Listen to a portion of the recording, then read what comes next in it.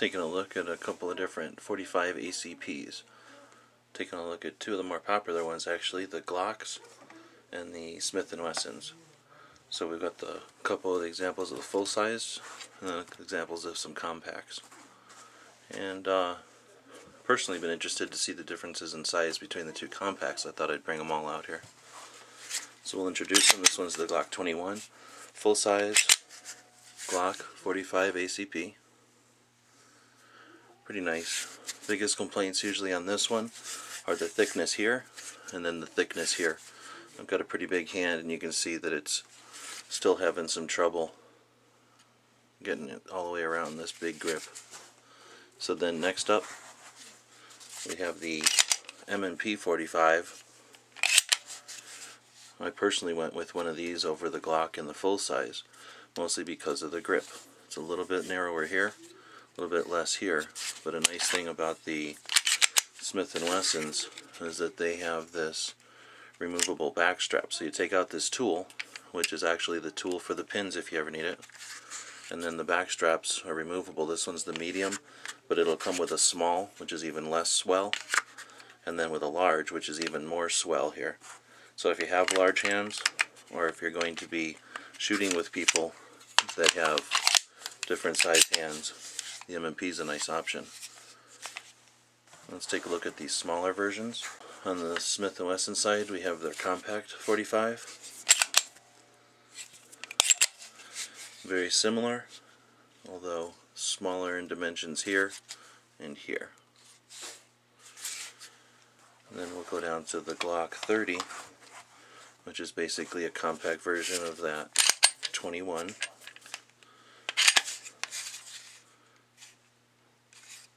Biggest difference is the floor plate on the magazine is pretty large to get your fingers on the grip there. Again, it's a fairly large pistol, and this dimension is pretty wide. This dimension is also pretty wide, so with fewer fingers on it and without that mag floor plate, you'd really be down to just 2 fingers. So a pretty small little pistol. Now let's take a look at magazine capacities. Starting off with this one, we're at 10 rounds with the Glock 30. We go up to 13 rounds with the Glock 21. And what's nice about the Glocks, as it is with a lot of brands, is the magazines are interchangeable. So the Glock 21 mag will work in the Glock 30. Of course it'll stick down a little bit, but no problems with feeding or reliability. Now on the other hand, with the Smith & Wessons, the compact is going to carry 8 rounds.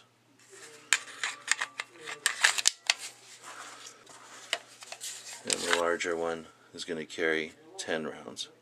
So a little bit less capacity, perhaps because they made the grip a little bit smaller. There is still the possibility of interchanging mags with the Smith & Wessons. And while it should be obvious, just so that people understand, this doesn't reach all the way. So it's just not going to work on the larger.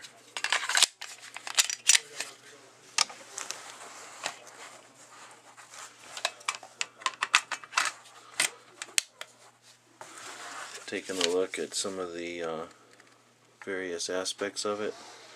I tend to like the Smith & Wesson sights just a bit more with the 3 dots as far as the sight picture. They're both very smooth on the slides. The chamber indicator on the Glock, the chamber indicator on the Smith is that hole up there. Glock has this spur on the trigger guard. The M&P doesn't. The M&P has no finger grooves. The Glocks do. The M&P mag release is smooth to the side of the firearm, where the Glocks is raised a bit. They both offer a similar type of trigger, similar sheet metal type of slide lock. However, on the M&Ps, it's always ambidextrous. On the Glocks, it's only on the left side of the frame for right-handed shooters. front sights on the Glock is just a hole in the slide, where with the M&P you get a dovetail. Now you can also notice that while the slides are pretty much the same distance, the sight picture is just a little longer on the M&P because it brings it back to the back of the firearm. If you needed to rack the slide on the Glock, it's a little easier. The M&Ps have this ramp and it makes it a little tougher.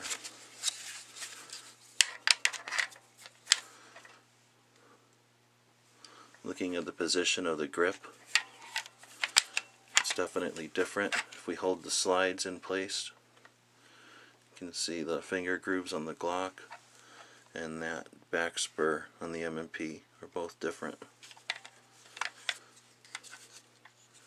You've got forward serrations on both of the M&Ps, and you've got those on neither of the Glocks. You've got a fairly aggressive fish scale-like serrations on the back of the slide here. On the Glock it's the standard vertical serrations. Now let's take a look again at the larger versions, side by side. See the slide on the Smith is just about the same. Same issues with the sights, since they're basically identical on the two different versions. Same issues with the serrations and with the ability to rack the slides. They both have no problems getting a full grip, but again it's a little, I want to say comfortable, but that's probably not the best word. It's a little easier to get a good grip on the Smith because there's no finger grooves, where on the Glock you're sort of required to put them in those grooves. Again, ambidextrous slide lock. They both disassemble in a very similar fashion.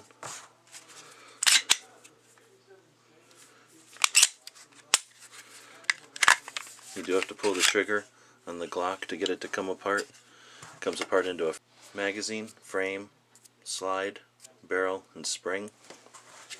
On the M&Ps it's a little different.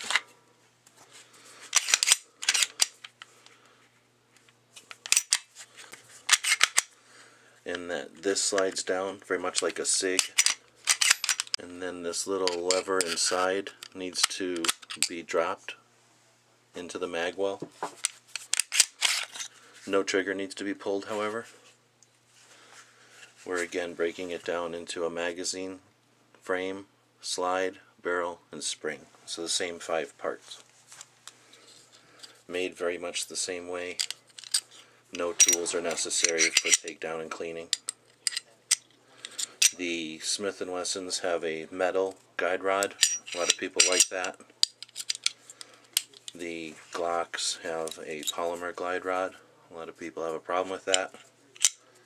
Otherwise, aside from technical issues, there's not a lot of difference between the top. Since they both have a dovetail in back, they both end up being fairly easy to change or remove. The front sights, because it's just a hole with a screw, the Glocks tend to be a little more tricky without the right tool, where the same tool that does your back will do your front on the Smith. Both the Glock and the Smith have the slide wrap around from the outside, as opposed to some that come from the inside.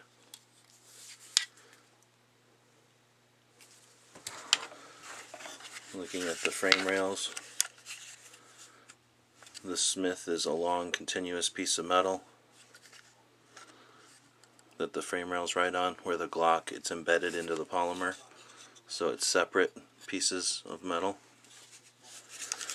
As far as the inside, we don't get into insides too much, but again, quite similar.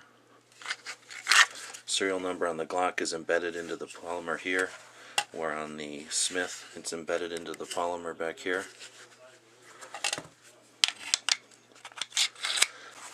They both reassemble pretty much exactly the same way. Just move the slide back into position on the frame. With the Smith, pretty much exactly the same way. You can see the slide comes along onto the rails from the outside. It's just that you need to drop that lever when it's brought all the way back. You just have to bring back up that little piece of metal, and you're good to go again. Taking a look at the magazines. The Glock magazine can hold 13, the Smith & Wesson just 10.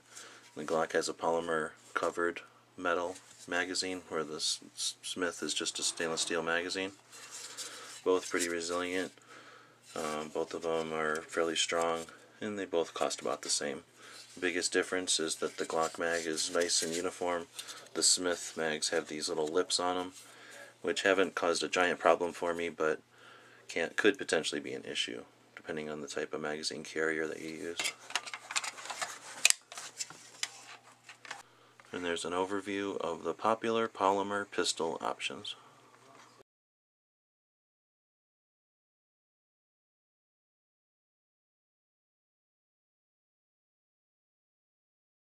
The guys and gals of GunWebsites.com encourage you to take a CCW class every year, practice at least once a month, and carry every day. Thanks for watching GunWebsites.com.